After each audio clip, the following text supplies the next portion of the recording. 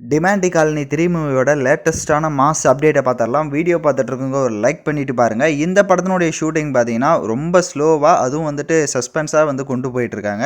So இது mostly பார்த்தீங்கன்னா சீனா so அந்த சைடில் பார்த்தீங்கன்னா அந்த ஷூட்டிங் வந்துட்டு ஃபாரின் கண்ட்ரியில் தான் அதிகமாகவே பண்ணிட்டு இருக்காங்க. அதிக பொருட்செலவுலையும் பண்ணுறாங்க.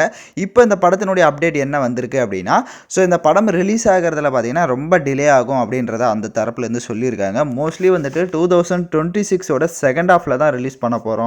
ஸோ அதுவரையே மற்ற ஒர்க் எல்லாமே அந்த அளவுக்கு பார்த்தீங்கன்னா ஒவ்வொரு சீன்ஸுமே வந்துட்டு நாங்கள் கொஞ்சம் ஆடியன்ஸ் வந்துட்டு ஃபஸ்ட்டு 2 பார்ட்டுமே வந்துட்டு பயங்கரமாக தூக்கி வச்சு செலிப்ரேஷன் பண்ணிட்டாங்க.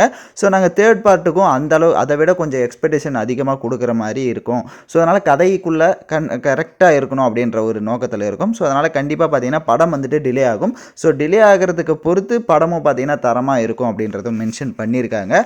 ஸோ அஜய் ஞானமுத்து டைரக்ஷன் பண்ணுறாரு. அருள்நிதி, பிரியா பவானி சங்கர், இன்னும் பல ஆக்டர்ஸ் பார்த்தீங்கன்னா புதுசாக அந்த படத்துக்குள்ளே ஜாயின் பண்ண போகிறாங்க. ஸோ அதனால் வெயிட் பண்ணி பார்ப்போம் இந்த படம் எப்படி இருக்க போகுது அப்படின்ட்டு. இது வந்து ஒரு அவருக்கு வந்து நல்லா ஃபஸ்ட்டு செகண்டு எல்லாமே பார்த்தீங்கன்னா வேறு லெவலில் ஒரு சம்பவம் பண்ணிடுச்சு. இதுவும் பண்ணுன்னு நினைக்கிறேன். ஸோ நீங்கள் எந்த அளவுக்கு பார்ட் 3க்கு வெயிட் பண்ணுறீங்கன்னு கமெண்ட் பண்ணுங்கள்.